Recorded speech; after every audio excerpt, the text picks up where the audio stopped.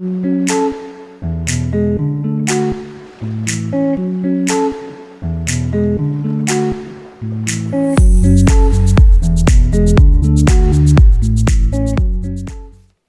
Aries, this is your September 2025 soul story. If you have a sun, rising or moon in the sign, this is your reading. It's Romy here. Thanks so much for joining me on the channel. We're opening up this month with the 7 of Air, and remember, you're in eclipse energy. You're also in 6th house, and I think that this month you want to be working on things that can't be copied and replicated and taken. You might be coming out of an experience where you're feeling, a little bit upheaval. It may be that you feel something was taken from you, or the behavior or actions of others has just felt a little bit disingenuous. And there's like a sort of new commitment or intention that is taking shape for you. And remember, you are always shaping your life. You are not just observing it. So never ever feel that the things that you're thinking about or the actions that you're taking are futile. Absolutely every single action has the most powerful rippling and reactionary effect. And this is a month where the energies are stirring things up a little bit. I think that you're making some plans and you're coming to terms with some things in yourself and in your world right now, and it's really challenging you. I definitely think it's a provocative month for Aries, but at the same time like a good one, because it's helping you to sort of see things and to understand where you should be putting your focus. I think also you're set to see some curveballs, and that you need to be in many ways open to the possibilities that are going to be showing up as a result of that. Now, Saturn moving back into Pisces through its retrograde, arriving on the 1st, is important because it means some of the lessons that we were learning, things that we went through in the last couple of years, we're having an opportunity to revisit. So perhaps something coming back around. But you know what? Page of Air here is really encouraging for me, because I think you're taking something on and just dealing with it directly. It's almost just like, okay, I'm going to nip this in the bud. Like, I want to just make sure I get out ahead of this. So you're having the upfront open conversation early on.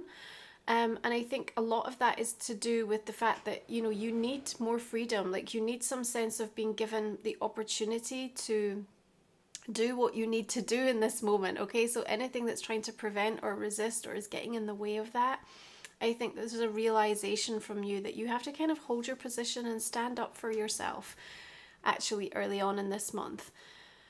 Mercury goes into Virgo on the 2nd, and we are quite deliberate and in a very sort of planning mood, and yet the eclipse energies can sometimes sort of make the best laid plans feel like they are going to make absolutely no sense in the new environment and the new landscape. So we have to be a little bit fluid as to the way that things are set to unfold over the next few weeks. On the 4th, Mars and Jupiter clash, and I just want you to be mindful of any actions that you're taking, because they can sort of blow up or have much bigger consequences. And because we have Uranus going retrograde in Gemini on the 5th, it feels like, again, there's something quite surprising or unexpected that might come around at that point. I also think that you're making a change in terms of communication. Like, maybe it's a different social media site. Maybe you're choosing to share something that you've sat on for some time. Like, whatever it is, there's something about that energy with Uranus kind of catapulting something forward, because it's almost like you're going to then take something away and process. Remember, retrograde is about that internal soul revolution. Now you've got your Queen of Earth. I just feel like you're bringing energy through this month that's incredibly focused and quite determined with regards to something. I think you've got like a really clear goal, and you're going to want to make sure that you're not being distracted, and also that you're not being shamed. I want to say that, so whatever the choices and decisions are that you're trying to make for yourself, or the path that you're trying to follow, because that's how Spirit is guiding you right now.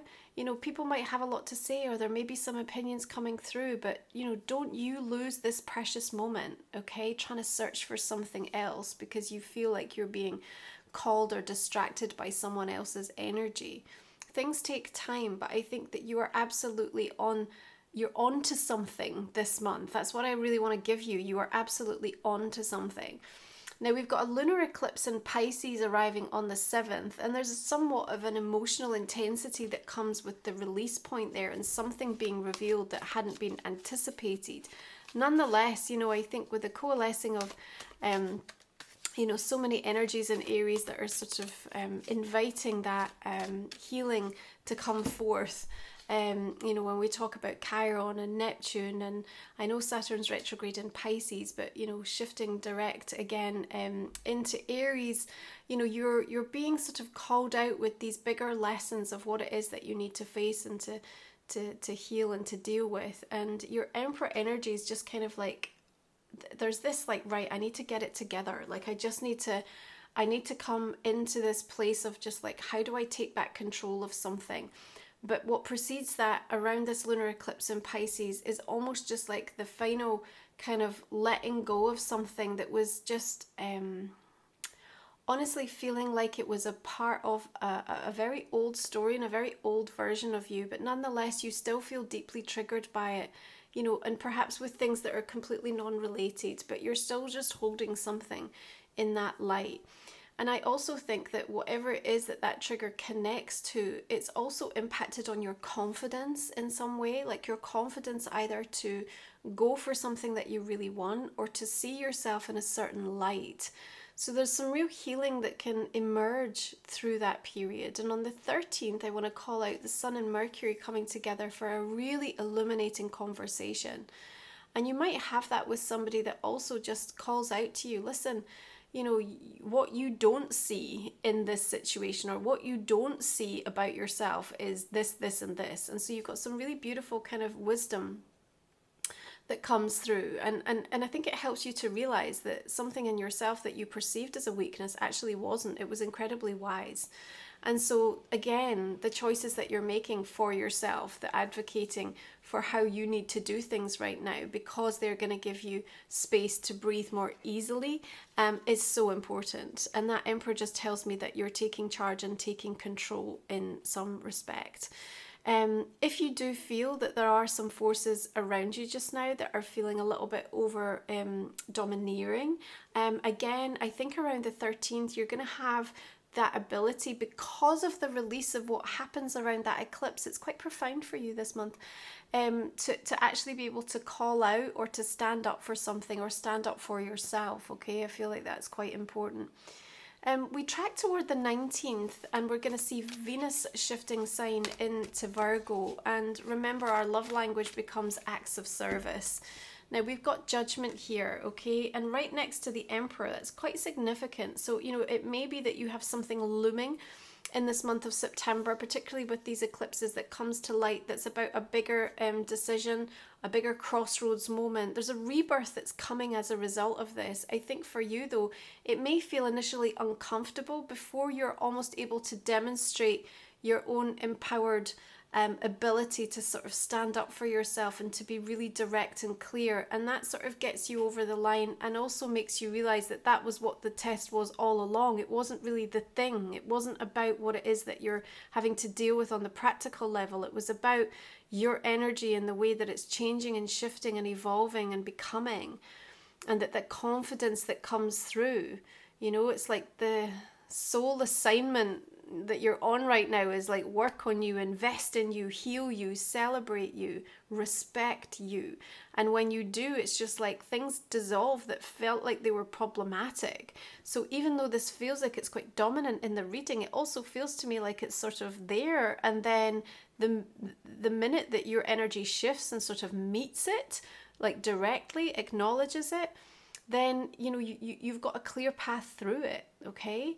So hold your position, right? Don't let something rock your soul, because you have a deeper knowing and you have a sense of what it is that you're supposed to do or what is the right and just outcome to something, and you're not wrong with it, is what I want to say. Okay, now on the 21st we've got the second new moon arriving in Virgo, this time a partial solar eclipse coming in at this fated 29 degrees. So think back to August 23rd. What was going on? What were the intentions that you set?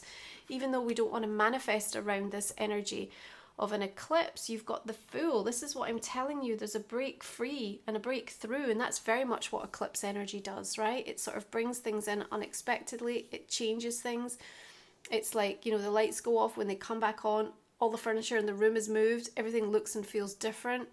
But what you have here is something liberating, but we need the confidence, we need the sureness of you. And I think that's the antidote in an ever increasing uncertain world. When we crave more and more certainty, that can cause us more and more issues, right? Because the nature of life and, you know, the nature of everything is this unpredictable, ever changing, ever transforming experience. So you're really in a time now where it's just like, okay, you know I don't have all the answers. I know that, you know, things are not as clear as I would like, and I don't feel they're as certain as they could be. But am I just going to prevent that from, and you know, making me still forge ahead or embrace what's next for me? So that solar eclipse has a sort of shake up effect. But it sort of helps you double down in regards to something, and also maybe feels a little bit like the shove off the cliff, where it's just like if you were teetering on the edge of thinking, am I gonna, am I not, am I gonna, am I not? And it's just like, okay, it's happening. That's it. Okay, so you know, it can feel a little bit like that surge of energy where you sort of feel like, I've not quite found my sea legs yet. But at the same time, remember, in this sixth house, you can find a rhythm in just the small day-to-day actions, the things that you can put in place to just give yourself a little bit of predictability, a little bit of routine. And that's going to go a long way actually when these bigger sweeping changes are happening in and around the month. It's definitely a wild card month, like we know that for sure. But you're going to get perspective in it. You know, it's an interesting eclipse month in the sense that, you know, things will happen. They may still feel like out of the blue, but you're kind of like, okay, I can sort of make sense of that. I think it is a month where it sort of feels like that things will start to make sense in an obscure way. I know that might feel a bit contradictory, but you know, just watch as this unfolds. Now, on the 22nd, we've got equinox. That is also welcoming us into Libra season, 7th house for you. And there's something rebalancing coming in right after that sort of shake-up energy of the eclipse. We also have Mars shifting into Scorpio, and the strategy there is really powerful. The discipline and the strategy of a Mars in Scorpio means that the execution of something is like really assured. And when you've got some of that Virgo planning energy together with a Mars in Scorpio, it's like, we are probing, no stone is unturned, we are finding a plan, we are making this work, we are going there deeper, deeper, deeper. So just keep that in mind. It can be very supportive and helpful, especially if you're embracing that energy of the Emperor and you're coming back into a place of feeling strong and empowered with regards to something. But it also may feel, if you're on the receiving end, that someone just won't give up. Like they just won't give up. And, you know, that could be, again, a need for you to have to stand up and hold your position. We've got Mars squaring Pluto. There's a little bit of a power struggle coming in and around the 24th. But, you know, let that equinox seasonal realignment and shift balance you and find that sense of that centeredness in you. I do feel like for you, you're very clear about, this is what needs to happen, this is where I'm at. And even if there are things that were unpredictable that, you know, surfaced, it's not taking me away from what I know is right and what is meant for me at this moment in time, okay? If you're new to the channel, the last 3 cards we're going to look at in the extended reading, Aries, you'll find the link in the comment section below. We speak for another 25 minutes or so. We'll look at a personal and a relationship card for you. I hope you'll join me if it's resonating. It's a way to support my channel so I can keep showing up for the free readings. I'm just going to go ahead and clarify here. We've got the energy of the Chariot coming through and the Star, some beautiful majors. If you are after a personal reading with me, you can find information on my website, romywiser.com. You'll also find all my signature titles, my deck, my book, my journal, all my reports, and links to my new blog that's sharing about my move to the island and my brand new in-person healing retreat that's coming on in 2026. So please come join me. All right, what have we got here? A 6 of Pentacles, 2 of Pentacles. Oh, double Emperor. Interesting. And the King of Wands.